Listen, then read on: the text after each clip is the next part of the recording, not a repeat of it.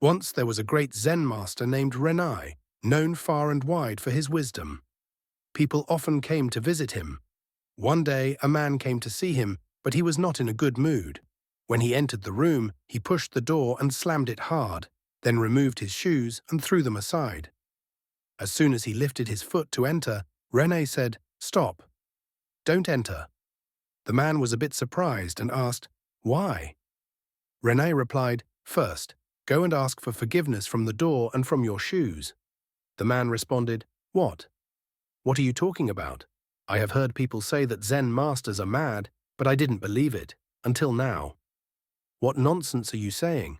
Do people ever ask for forgiveness from doors and shoes? Why should I ask for forgiveness from a door and shoes? That's so embarrassing." Rinzai calmly responded, "If you can't ask for forgiveness from the door and shoes, then leave and never come back.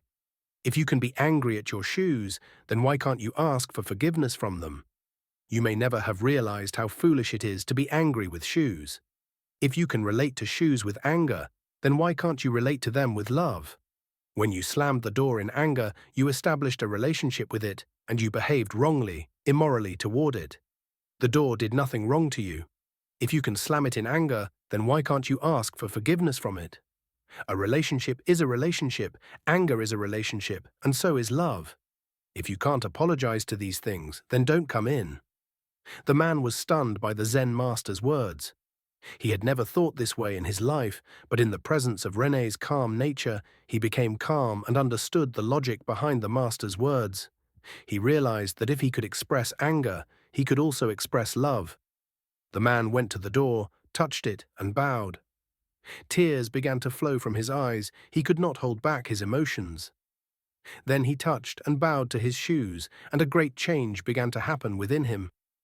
Finally, he turned and approached Rinzai, tears in his eyes. Rinzai took him into his arms and embraced him.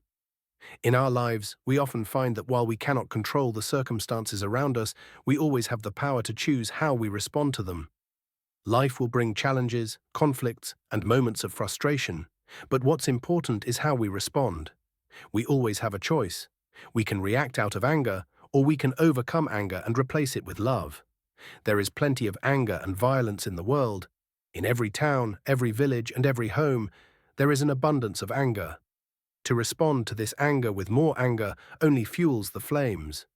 We cannot put out a fire by fanning the flames, we must smother it. And we can smother the fire of anger with love and forgiveness. It takes a lot of energy to respond in anger, and this response tends to deplete and drain us. But if we use our energy to respond lovingly, we will not only bring harmony to the situation, but we will be energized by that love as well. When we act lovingly, we open the door for divine love to flow through us, and we are energized and uplifted by this divine love. Therefore, the next time you find yourself in a situation where anger arises, become aware of your emotions and try to respond with love instead. You'll find that responding with love will have a profound effect, both on the situation and on your own well-being. Let us bring harmony and peace to the world. Let us overcome violence with love, and in doing so, we will find that it won't be long before our environment, community, and society become a haven of peace in this world.